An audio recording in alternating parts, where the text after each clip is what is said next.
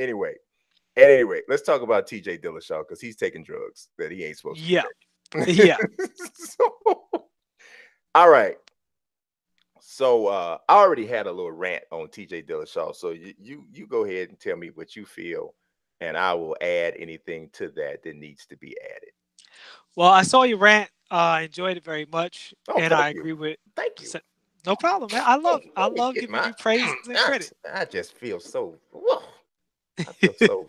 I'm. So you know I'm telling the truth when I tell the truth. Oh my God! It's So just it's a picogram of praise. so TJ Dillashaw took more than a picogram. There's some interesting things about this. First and things and foremost, this is another opportunity to elevate this conversation about PEDs. They're not all created differently. Some stuff is just a thing in GNC that not cool for UFC guys. Totally cool if you work in the office. Nobody cares. And some of the things are blacklisted, truly illegal, and provide a significant advantage in several different ways. And TJ Dillashaw was essentially taking the super soldier serum. And he vacated his belt immediately. Like he vacated his belt before they caught him. Like he went on Twitter and said, "I vacate my belt." And they were like, "Why?" And somebody was like, "Pico, he popped for steroids." You're like, "Oh," like he literally was off that belt so fast. Um, and then He's- he you had said. his He boy. said. He said, "Here's my belt," and they said, "Why?" He said, "You'll find out. Don't that don't worry. Check your email. Check your Twitter. Check your email. Yeah, Don't you'll call get me." it right. Oh, So he's guilty as OJ, and he was taking the worst stuff in the world. That, like you said, wait a minute. for Did you what just say he guilty as OJ? Is that I what you did, just said? I said You that. are unruly, off the chain. First of all, you done call. So okay, here's your rap sheet for today. You done call OFAB and Rando I ain't named no names. chubby kids. That's what you did. And now you talking about the man as guilty as OJ. You are unhinged today. How am I unhinged? OJ went to jail. Oh, so everybody go to jail guilty. He was ruled guilty by a court of Well, law, he didn't go to and jail for the OJ didn't go to jail for the murder. You got to remember, OJ I didn't say he was guilty as. I didn't say Dillashaw was guilty of murder. no, because I just say he's as guilty as OJ. OJ However guilty you feel that is. OJ went to jail for trying to steal back his Heisman Trophy. Uh That's my Heisman Trophy. huh. Give me back my stuff. Didn't he use a gun to try to steal it back? Well, what happened was Was it armed robbery? he came in with some dudes, and I think they had a gun, and then he wouldn't allow people. He wouldn't allow people to leave the So he room. just bought the gun and gave it to a younger person. And said, "Here, your fingers is better. You got good like you do the crossover on 2K, and you blind somebody with that." So yeah, but yeah, he did. Anyway, I don't know how we got on OJ today, but yeah. Yeah. So he's guilty as OJ. He, the thing about this that's really special is he's been being called out for using steroids for quite some time, and Well, Cody Cody was the one. Garbrandt Yeah, has been calling him for this particular steroid. yeah, he named it out. He said EPO. Right, and now he's actually been popped for it, and we don't know the extent that this goes because it's going to be an investigation into him, but it does call into question his his career now. And you say, well, how much of his accomplishments? Because we always talk about PEDs and scrubbing people's accomplishments, and in this case, it's suitable, and in that case, it's not suitable. I think in Dillashaw's case, it is suitable to no longer think of him as one of the great fighters, to think of him as a dirty fighter until we get evidence that tells us otherwise. Honestly, there was something else that was added on to it. They went back and did secondary test on his urine samples from previous fights, and Yeah, those also showed EPO. there we go. And this goes back to what we were saying about um, the results and stuff like that, is that the modern testing methods are different than what they were Yes. before. Hmm.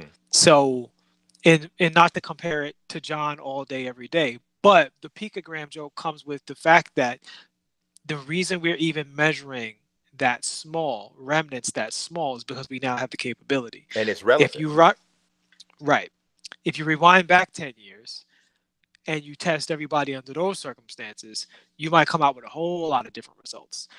But in the modern time, because testing is so great, and Dillashaw was able to be scrutinized and found out, yeah, I mean he's a dirty fighter.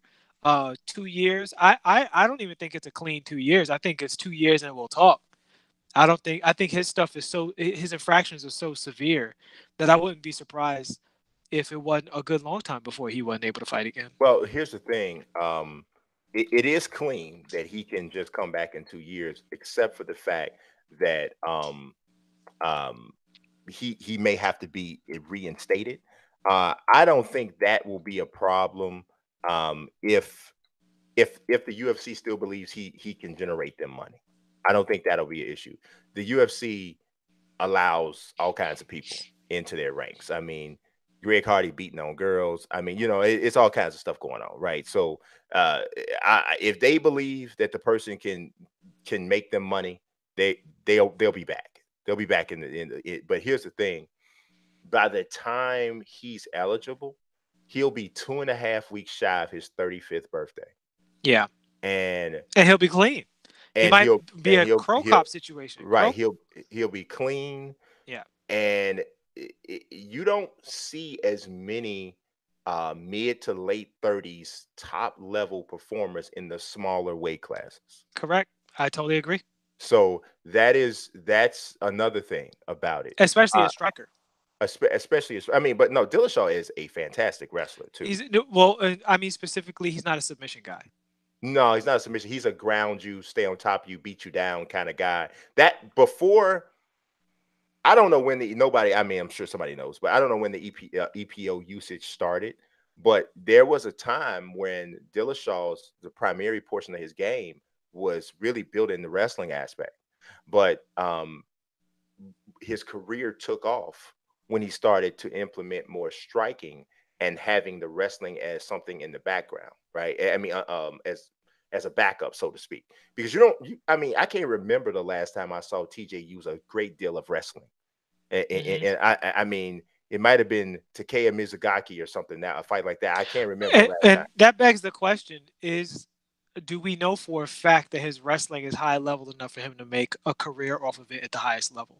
Well, I think because Particularly if he has to fight clean. yeah, see, but it all comes down to when did he start? Because Yeah.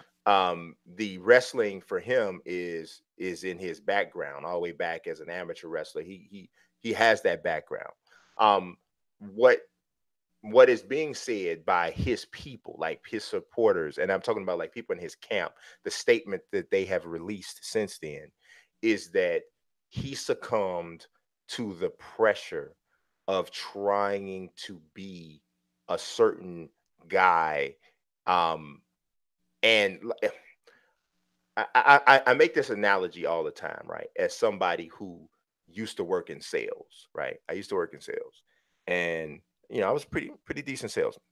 Uh, but the thing about sales is sales can be a trap for many people because sales at a high level is a really super competitive field. It's Hmm. very competitive, right?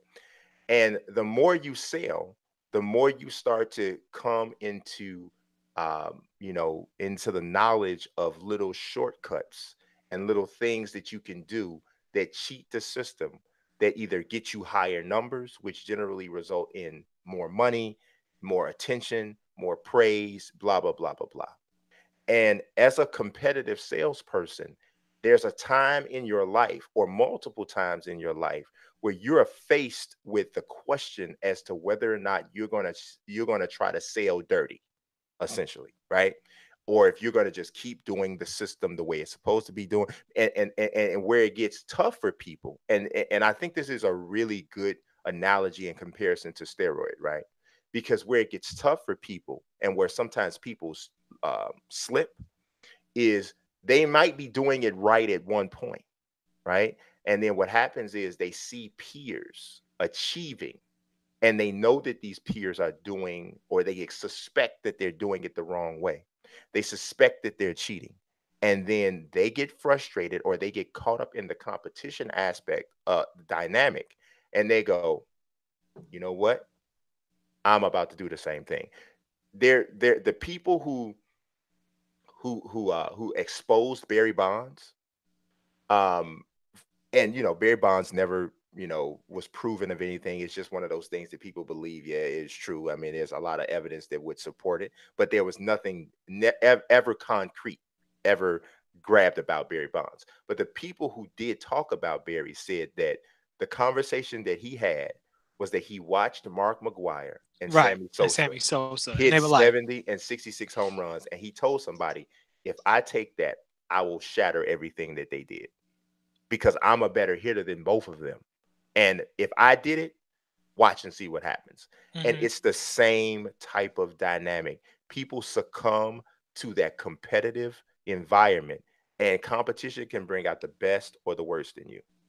speaking of which, how's that Barry Bonds Road to the Show series coming along? Hey, hey, hey, hey, crossover, crossover. And you know, do the crossover and it's actually he's up to 300 now. So I Oh, don't my even man. He's up to 300. He got 3 home runs. He only has 5 extra base hits, which is totally not very, but he's coming along. He's doing good. He's I think he's gonna be all right. I think it's gonna be all right. Good to know. Good to know. I'll be staying tuned in.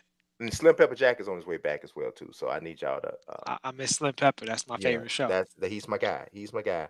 And so he had to go get fitted for some more pants. He wears 1962s. So he's a 19-inch waist, 62-inch inseam. So he's gonna, he's ready. He's ready. but yeah, on Dillashaw, bad news for him. It's too bad. I was a fan of watching him fight, but this is cheating, straight up, dirty, dirty cheating. It is. And as far as I'm concerned, until 2 years from now, he is scrubbed from my personal memory and interest. He has Yeah. to atone for what he's done. He's put a lot of people in danger, taking the stuff with the intensity that he took, and getting the advantages that he got. And I'm glad that the sport is more fair without him in it. Yeah. It's really, let's put it like this. I've never been a fan of TJ Dillashaw, right? I never. I respected him. I know how great of a fighter he was, or it appeared to me that he was, but I've never been a fan, right? Some guys and some athletes, you just look at and you're like, yeah. I'm not gonna lie and say he wasn't good, but it just doesn't. It don't. It's there's no connection there, right? For me to be Yeah. like, I root for this person, right? So I never had that with TJ Dillashaw. So as a matter of fact, I can't remember, so I cover the sport, and I generally don't say who I root for until like maybe they're retired or something. But hmm but doesn't mean that I don't root, right? I have never, ever, ever in my life seen a TJ Dillashaw fight that I was rooting for him. Every time he's ever fought, I've been rooting against him. Every time. So it you know, so it doesn't impact me as much as it would somebody who has been a fan of his. Because I can only imagine how a TJ Dillashaw fan feels right now. That probably really hurts. It's probably a punch in the gut, right? So it's just one of those things. But yeah, it's a bad thing. It's definitely a bad thing.